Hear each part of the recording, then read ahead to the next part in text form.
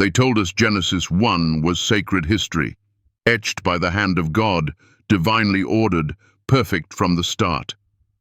But what if the first page of the Bible is not what we were taught?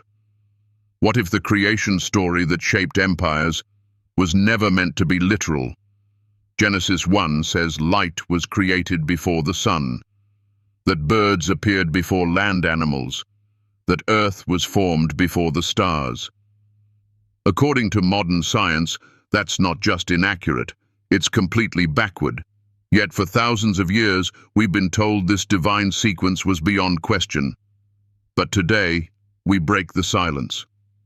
Because Genesis 1 isn't just a story, it's a battlefield of contradictions, a mirror of ancient myth, and a mystery that few dare to face. Why did two different creation timelines appear back-to-back in the Bible? Why does Genesis mirror Babylonian and Egyptian mythology? Why does the text say, "Let us make man in our image"? Who is us? In this video, we'll unravel the inconsistencies between Genesis 1 and Genesis 2. We'll expose what firmament really meant to ancient minds. We'll confront the paradox of light without a sun, plants without photosynthesis, days without time, and humans created fully formed, despite everything science says about evolution. You'll discover how Genesis 1, long treated as divine, may in fact be a poetic remix of older myths shaped by human hands, soaked in cultural context. And yet, within that myth may lie a sacred truth that transcends literalism. So ask yourself, if Genesis contradicts science, history, and even itself, was it ever meant to be taken literally? Or did we misunderstand the purpose of the story entirely? This video will change how you read the Bible forever. Let the firmament crack, let light come forth, and let the truth finally speak. Tell me your thoughts in the comments. Was Genesis always myth, or have we lost sight of what holy truly means? If this stirred something in you, like, share, and subscribe, because this is just the beginning. The double Genesis. When two creations collide. Imagine opening the most sacred book ever written, only to find the first two chapters contradict each other. In Genesis 1, the universe unfolds like a divine symphony. Light bursts forth on day 1. The heavens stretch out like a tent, the seas part. Life emerges in a perfect poetic sequence. Day 6 ends in triumph, the crowning moment, when humans are formed, male and female, together in God's image, as the grand finale of creation. But flip the page to Genesis 2, and the rhythm shatters. Man is formed first, from dust, alone, before any plants grow from the earth, before animals roam the land. Woman arrives last, formed not from earth, but from man. It's not just a reordering, it's a retelling, a new plot, a different voice. One speaks with cosmic grandeur, the other with intimacy, dirt, ribs, breath. These are not variations of the same moment, they are two stories, two timelines, two truths that cannot be neatly reconciled. Some say Genesis 1 is from the priestly source, structured, ceremonial, transcendent. Genesis 2, they say, is from the Yahwist tradition, earthy, human, raw. And if that's true, what you're holding in your hands is not one narrative, but a woven tapestry of competing worldviews, stitched together by ancient editors. It's like reading two versions of the same origin myth, in one breath. And here's the question that pierces through time. If the Bible begins with a contradiction, what does that mean for those who built their faith on its supposed perfection? This isn't a flaw, it's an invitation. An invitation to see the Bible not as a rule book carved in stone, but as a sacred conversation, a multi-layered truth that reveals itself in tension, not simplicity. One voice proclaims, "Let there be light." Another whispers from the dust, "Shaping man with holy hands." Both matter. Both tell us something divine, not in sameness, but in contrast. And in this beautiful mess, we are reminded, the sacred isn't always linear. It's layered, it's living, like you, like me, like every honest journey of belief. So the next time someone says the Bible has only one version of truth, gently invite them to turn the page. Let's move deeper. Let there be light. Without the sun. In the beginning, God said, "Let there be light." And there was light. Day 1. But wait, the sun wasn't created until day 4. This is one of the most haunting mysteries of Genesis 1. Light without a source. Day and night before time was born. An entire world illuminated, yet empty of the very thing we know gives light. It's a riddle wrapped in poetry, a contradiction hidden in plain sight. How can you have evening and morning without the sun? How can plants thrive, created on day 3, without the sun's rays for photosynthesis? It's like writing a song before you invent sound, or planting a garden before water exists. Some say this light is divine, a radiant presence of God, a holy brilliance beyond physics. Others argue it's symbolic. Light as order, light as consciousness, light as truth entering chaos. But if it's symbolic, why does Genesis speak in literal rhythms? There was evening and there was morning, the first day. Not an age, not a metaphor, but day, night, time. The kind you feel, the kind you live inside. This is where Genesis 1 confronts our modern minds. Science teaches that light is electromagnetic radiation emitted by stars, chiefly our sun. Without that, there is no day, no temperature, no life. To modern eyes, day 1, without the sun, reads like a cosmic error. But maybe Genesis isn't trying to teach us astronomy. Maybe it's teaching us something older, something more human. That even before the systems of the cosmos existed, there was light. That in your darkest void, before structure, before form, light can still break in. That illumination is not confined to stars, but starts in the voice that dares to speak into the chaos. It's a lesson for your soul.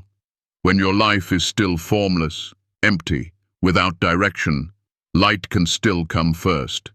Healing can arrive before the plan, hope before the roadmap, purpose before clarity. That's what this verse whispers through the ages. Let there be light isn't just about creation, it's about restoration. Even before the details are figured out, even before things make sense, God speaks light over the void. But still, the mystery lingers. Why create the sun later? Why separate light from its source? Maybe it's because Genesis isn't interested in physics, it's interested in power, in the voice that brings light without tools. The Creator doesn't need a sun to shine. He is the source. The light precedes the light-bearer. And yet it also raises the question, if the sun is not the first light, what is? Maybe you felt it before, a peace that came before understanding, a clarity in your spirit before anything around you changed. That's day 1 light. So don't be afraid of the dark days. Sometimes the light shows up first, before you know where it's coming from. The firmament, a cosmic dome or ancient misunderstanding. On day 2, God creates the firmament, a vast expanse that divides the waters above from the waters below. It's described like a dome, a barrier stretched across the sky, separating celestial seas from earthly oceans. To modern ears, it sounds poetic, beautiful. even mystical. But to the ancient Hebrews, the firmament wasn't metaphor, it was architecture. Real, solid, blue, like lapis lazuli. A vaulted ceiling holding back a watery chaos. Above it, the storehouses of rain and snow, windows of heaven. Beneath it, the earth, anchored on pillars. This wasn't just imagery, it was cosmology, the way the world truly worked in their eyes. And it wasn't just the Hebrews. Babylon, Egypt, Canaan, all shared similar visions. A flat earth beneath a solid dome, waters above and below, the stars embedded like lanterns in the vault. Heaven not as a distant realm, but as a roof you could almost touch. So when Genesis says God made the firmament, it wasn't a metaphor for space. It was the sky, the dome, the separator, the shield against chaos. Science, of course, tells a different story. There is no dome, no literal waters above. The sky is an atmosphere. Rain comes from clouds, not celestial windows. And yet, Genesis still speaks in these ancient terms. And that leads us to a painful truth. Genesis 1 doesn't align with modern science. It's not a scientific textbook. It's not an astronomy lecture. It reflects the worldview of a pre-scientific people trying to explain the grandeur of creation with the tools they had. But does that make it false? Or does it make it human? This is where healing begins. The Bible isn't broken because it reflects ancient thinking. It's beautiful because it meets us there. It steps into the worldview of its time and speaks light, order, and meaning into it, just as it does for you today.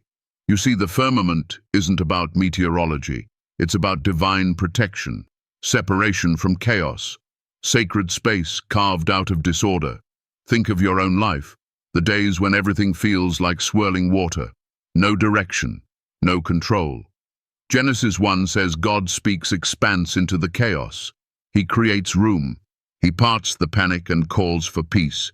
That's what the firmament still means. It's not about what's in the sky. It's about what God does when life feels overwhelming. He carves a place for you to breathe, to exist, to hope. The firmament may not be scientific, but it's deeply spiritual. So before we criticize ancient cosmology, maybe we should pause and honor its poetry, because in its ancient voice, there's a timeless truth. When life is drowning, God still parts the waters. And that truth leads us to the next mystery, how the Bible's timeline of creation seems to clash not just with science, but with itself. Let's step into that collision. Let's explore the 6 days of creation and the billions of years science declares. Because the next question is not about water or sky, but time itself. 6 days versus billions of years, the clash of timelines. The sun rises and sets. A single day begins and ends. We mark time by the ticking of clocks and the turning of planets. But what if the first 6 days of time, the most sacred sequence in Genesis 1, don't fit into any clock we know? Genesis 1 tells us that the entire cosmos was created in 6 days. 6 structured, sacred intervals, each concluding with, "And there was evening, and there was morning." A rhythm so intentional it echoes like a heartbeat through the chapter. But here's the paradox. The very mechanism we use to define a day, the sun, does not appear until day 4. Time is being measured without the clock. Some say the Hebrew word yom means a literal 24-hour day. Others argue it can represent an age, an epoch, a divine stretch of creative intent. Both are technically correct. But the deeper question isn't just, what does the word mean? It's, why does the story feel so compressed? Science tells us the universe is nearly 14 billion years old, that Earth formed 4.5 billion years ago, that life began in the oceans and evolved over hundreds of millions of years. And yet Genesis gives us a single week, a whirlwind of divine productivity. It's like trying to fit the entire symphony of creation into 6 piano keys. Some theologians propose the framework hypothesis, that Genesis 1 is not a linear timeline, but a poetic framework. Days 1 to 3 form domains: light, sky, land. Days 4 to 6 fill those domains: sun and stars, birds and fish, animals and humans. The 7th day, rest. Not because God was tired, but because completion is holy. This interpretation softens the tension between scripture and science. But even then, we're left with a haunting sense that something larger is at play. Maybe Genesis wasn't trying to give us history. Maybe it was trying to give us harmony. Think of your own life. You plan, you measure, you count the hours. But sometimes, what matters most doesn't happen in minutes. It happens in moments. Moments of clarity, of awakening, of purpose. The 6 days of creation may not be literal in time, but they are profound in pattern. They remind us that God brings order to chaos not all at once, but in stages. First light, then form, then fullness, and finally, rest. That pattern still speaks to you. You are not meant to do everything at once. Creation itself took time. The healing lesson is this: you're allowed to grow in phases. Your life doesn't need to be complete today. If God took 6 divine intervals to create the cosmos, surely you can allow yourself room to unfold. Now let's explore the 3rd day, a day when the land brought forth vegetation, a day that poses yet another mystery. How can plant life flourish without the sun? Plant life without the sun, a botanical impossibility. On day 3, the dry land appears. Earth rises from the waters like a newborn, and from that land, God says, "Let the earth bring forth vegetation, trees bearing fruit, seeds of every kind, a planet blossoming into green." But there's a problem. The sun isn't created until day 4. Photosynthesis, the very process by which plants convert sunlight into energy, cannot happen in darkness. Without sunlight, no plant can live, let alone flourish. And yet Genesis 1 places this miracle of greenery before the sun even exists. To the modern mind, this is more than poetic. It's puzzling. It's like asking a child to run before teaching them how to walk. It's a reversal of order, a scientific impossibility, and yet the story doesn't flinch. The plants grow before the light source arrives.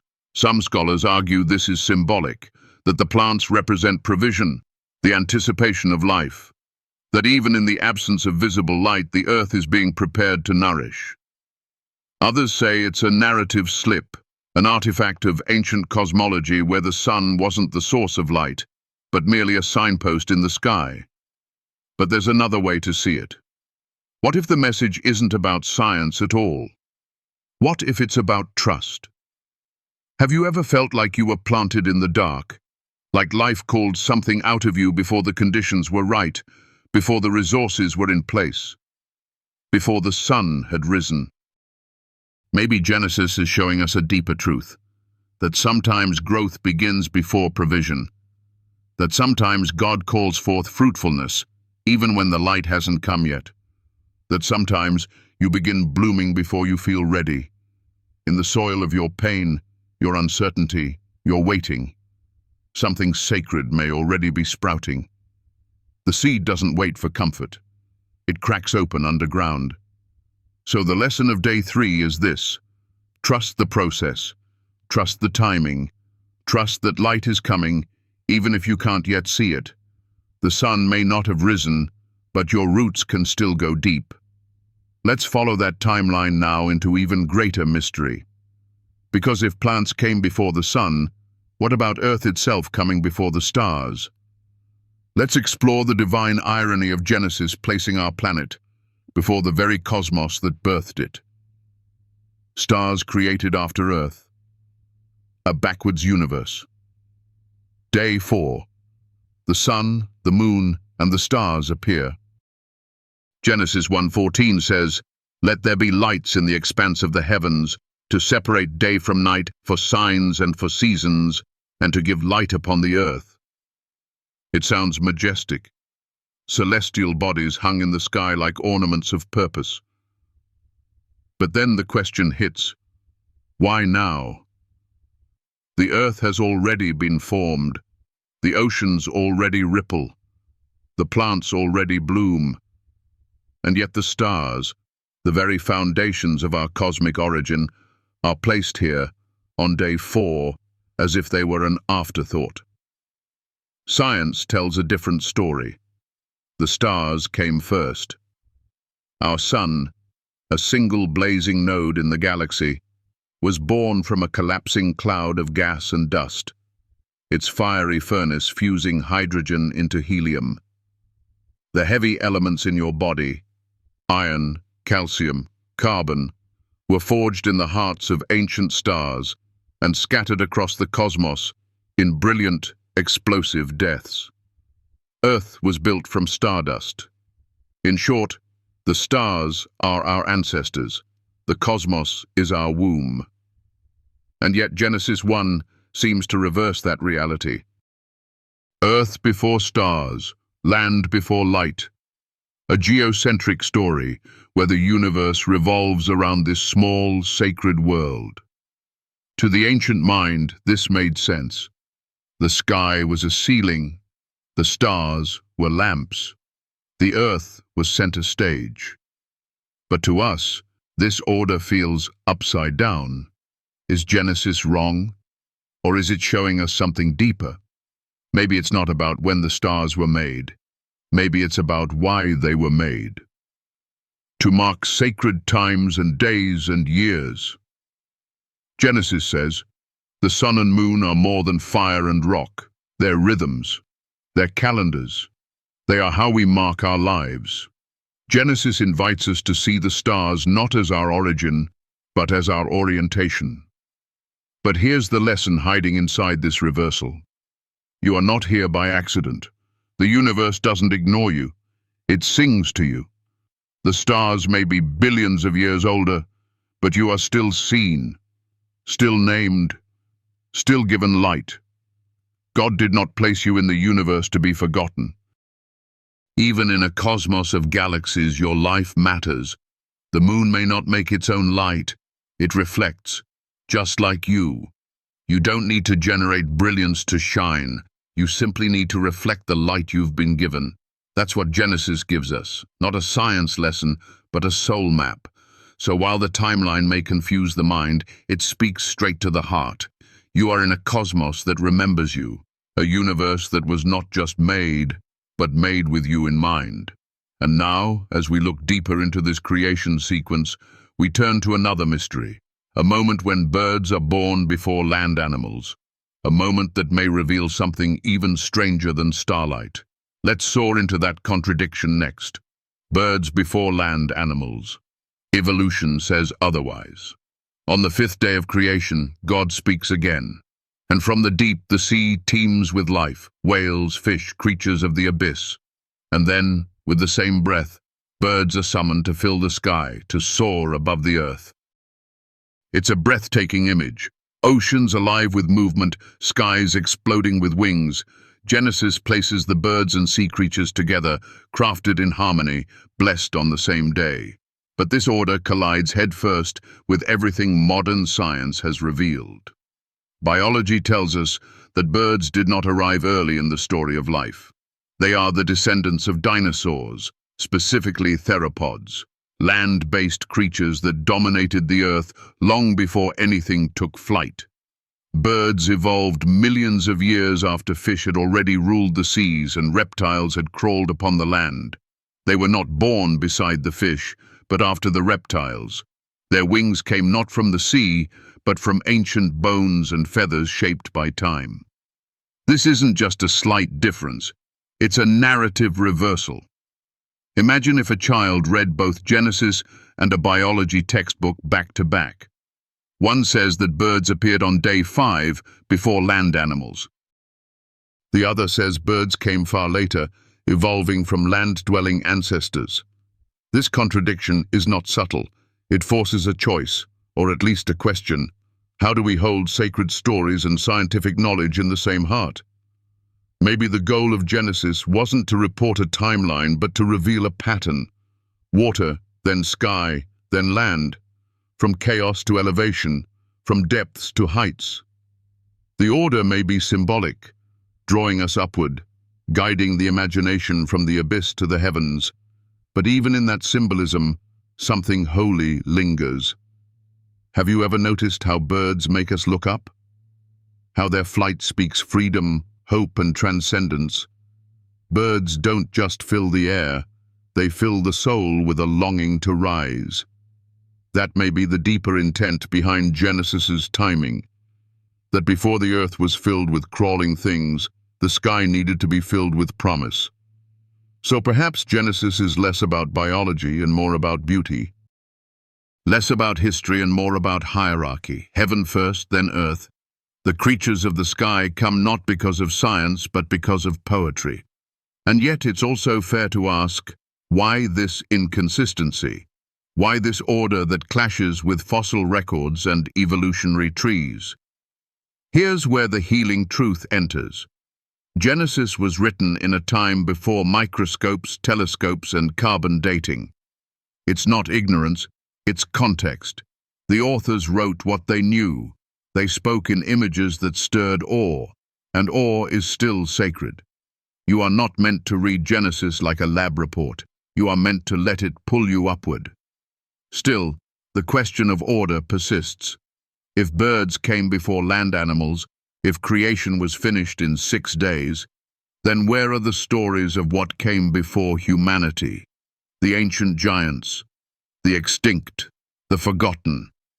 Let's open the silence that Genesis leaves behind. The silent extinctions, what Genesis never mentions. There is a deep silence in Genesis 1, a silence louder than thunder. It speaks not in what is said, but in what is left unsaid. The Bible's first chapter paints a picture of a fully formed world, life brimming across oceans, skies, and land.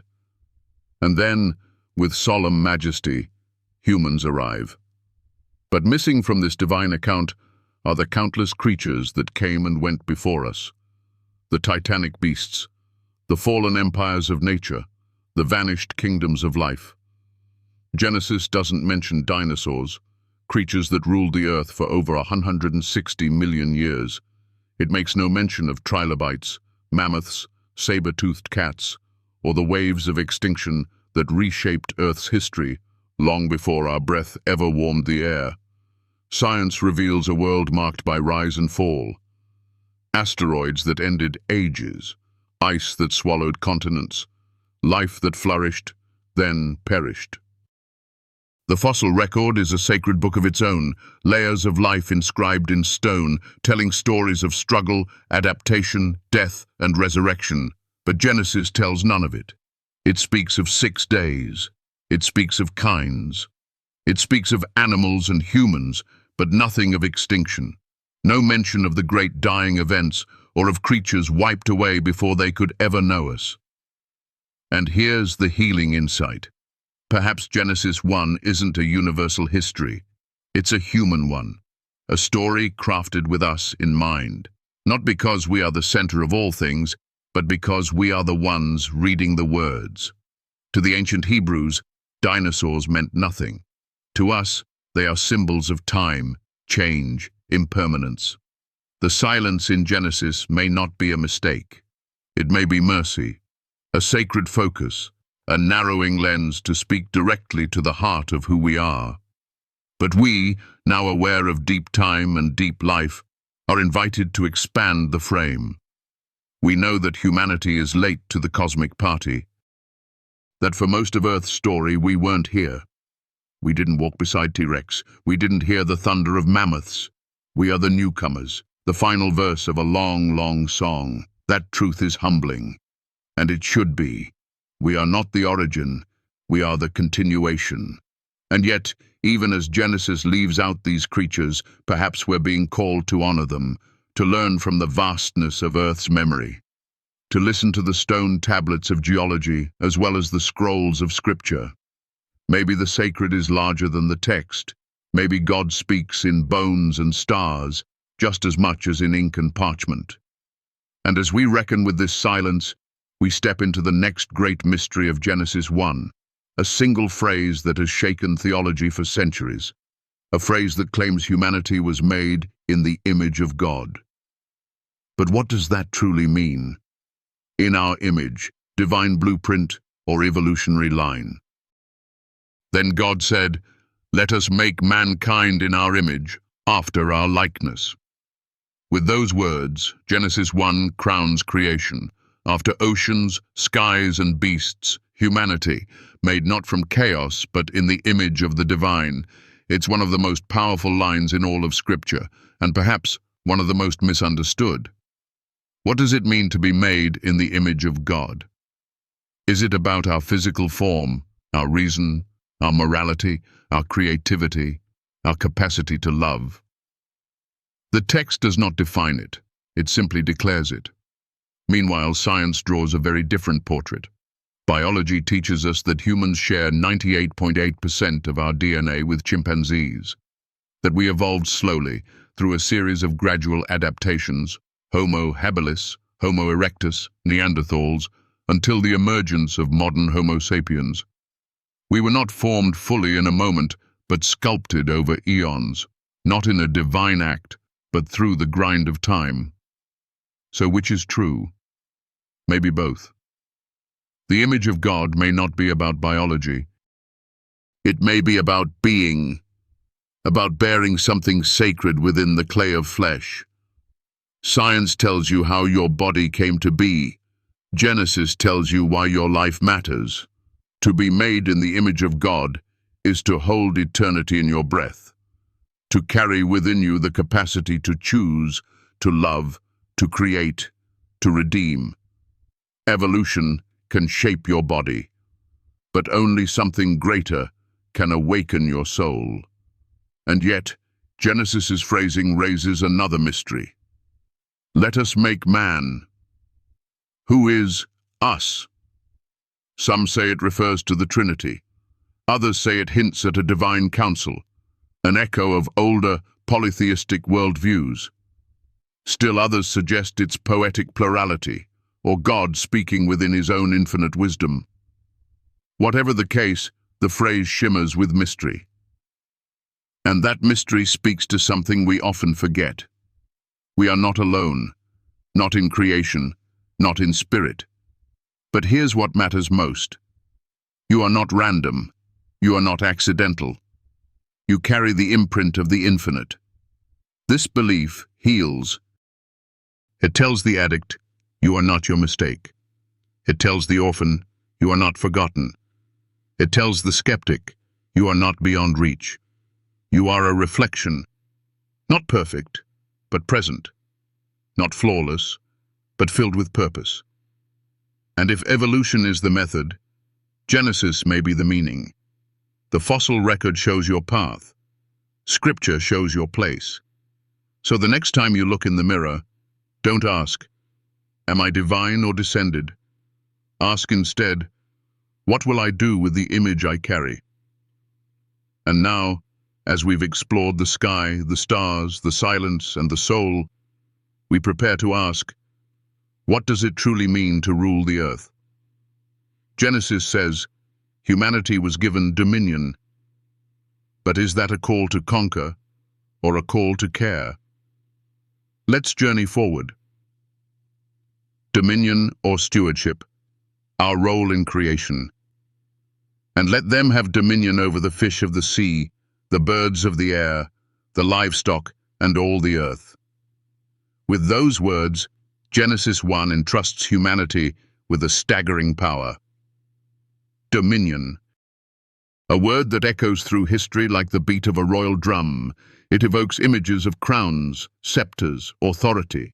For centuries, it has been interpreted as permission to rule, to subdue, to shape the world in our image. But what if we've misunderstood that word? Dominion does not mean domination. It means responsibility. The Hebrew root for dominion is rada, and while it can imply authority, it often implies care, governance not by force, but by service. In Psalm 72, the same word is used to describe a king who rules with justice, who defends the poor, who saves the children of the needy. This is not tyranny, this is stewardship, and yet history shows a different story.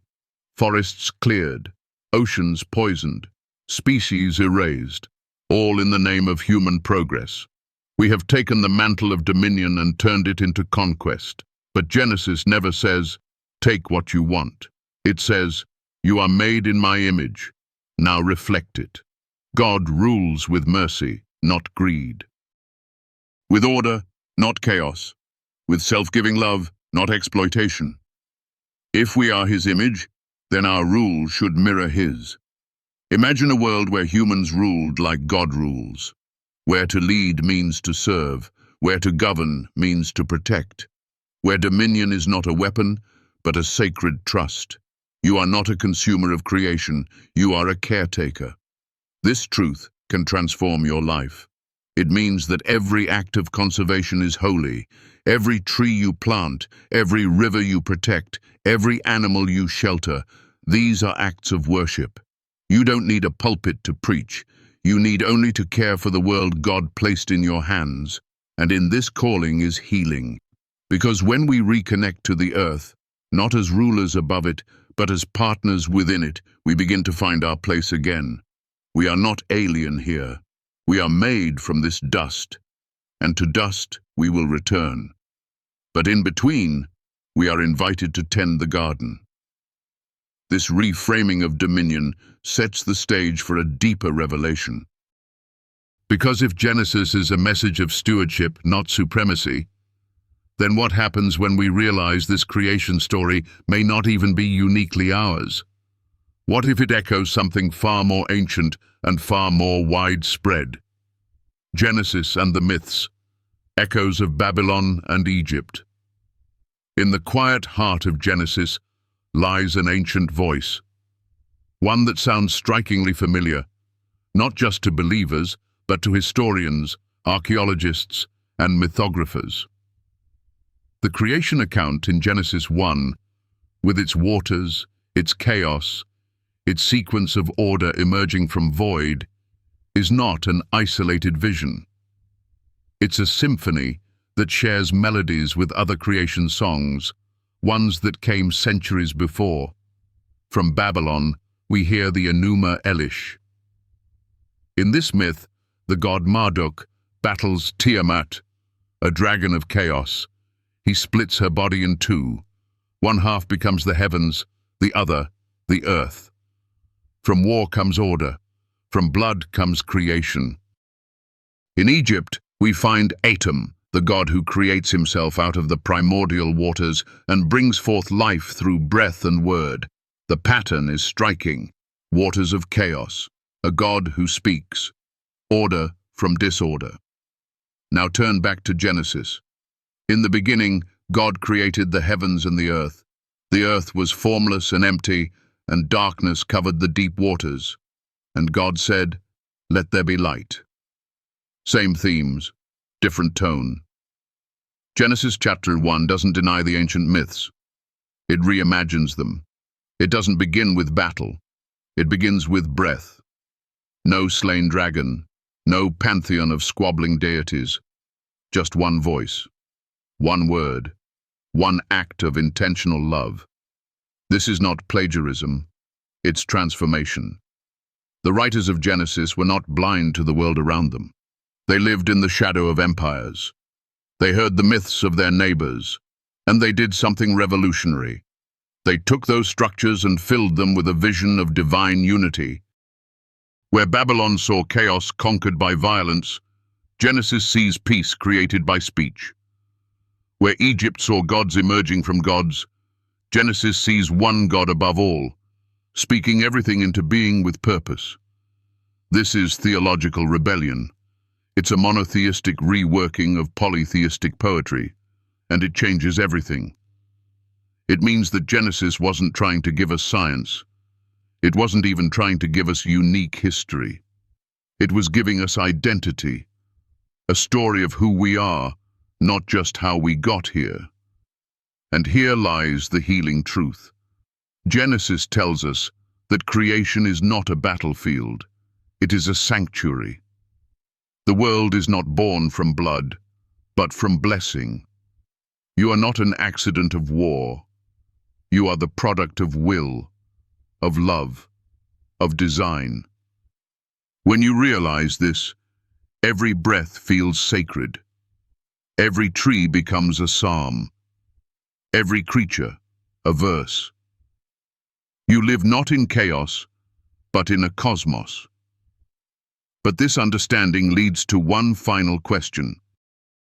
If Genesis was never meant to be science, never meant to be literal history, how did it become that way? Why do we read it literally? For much of human history, Genesis 1 was read as mythic truth, rich, poetic, symbolic.